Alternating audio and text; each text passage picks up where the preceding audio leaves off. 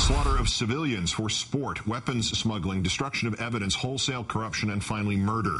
In our third story in the countdown, a full-fledged criminal enterprise executed by the military contractors known formerly as BlackWater, according to the sworn testimony of two of its employees.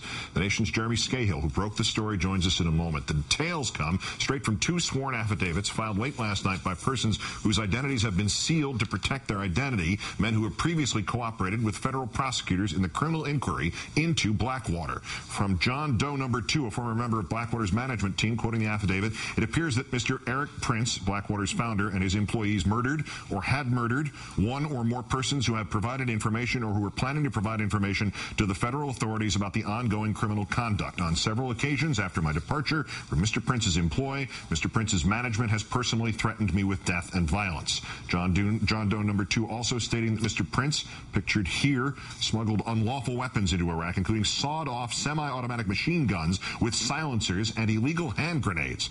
And the affidavit also says that Prince, quote, views himself as a Christian crusader eliminating Muslims and the Islamic faith from the globe. To that end, Mr. Prince intentionally deployed to Iraq certain men who shared his vision of Christian supremacy. Many of these men used call signs based on the Knights of the Templar, the warriors who fought the Crusades. Mr. Prince operated his companies in a manner that encouraged and rewarded the destruction of Iraqi life. Going to Iraq to shoot and kill Iraqis was viewed as a sport or game. Strikingly similar allegations made in the affidavit of John Doe number 1, a former U.S. Marine who worked for BlackWater in Iraq. He alleges that incidents of unjustified deadly force were initially videotaped and watched in a session called a hot wash.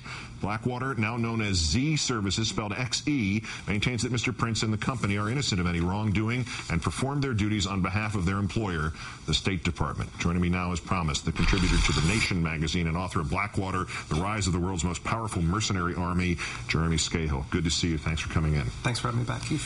As horrific as all this sounds, it's just part of what you described in the piece today. Flesh it out for us.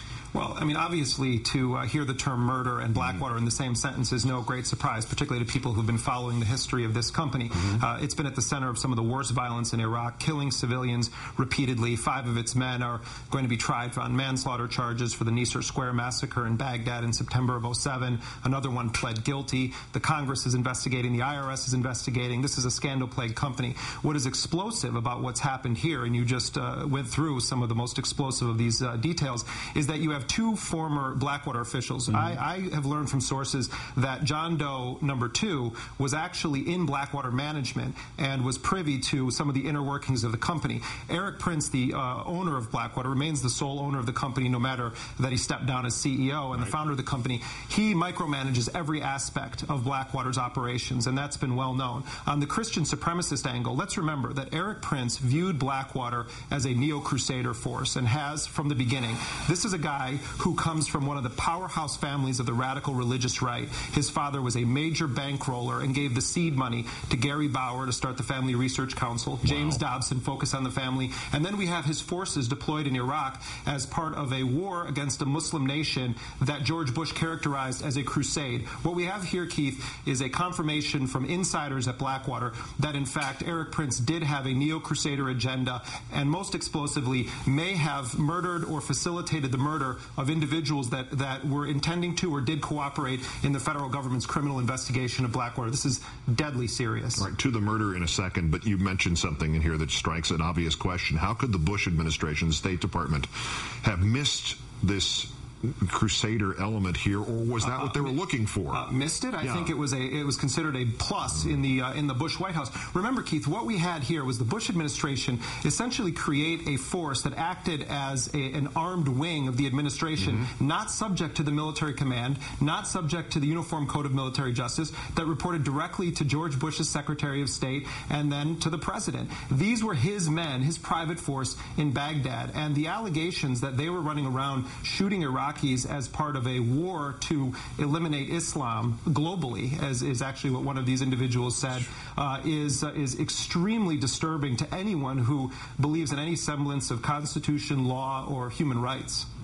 some specifics, what you know about this is strong term murder in court documents. This is under oath. This is not somebody throwing something up against a wall to see if it'll stick. Are we talking about something related to the 2007 Baghdad massacre or something here? It's unclear, but this is what I'll tell you what I do know about this, Keith. The fact of the matter is that these individuals in these sworn depositions provided those depositions to lawyers, Susan Burke and the Center for Constitutional Rights, that are suing BlackWater on behalf of Iraqis killed by BlackWater operatives in Iraq. They're suing them in civil litigation.